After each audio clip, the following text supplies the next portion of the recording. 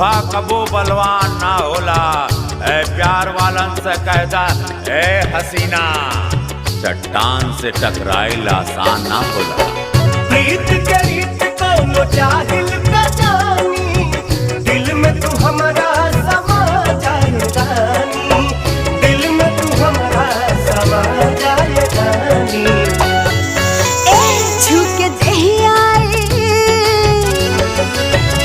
छूके देहिया ई काला महसूस, ए राजा मन खुश हो जाए। पीला पीला जवनिया के जूस, ए राजा मन खुश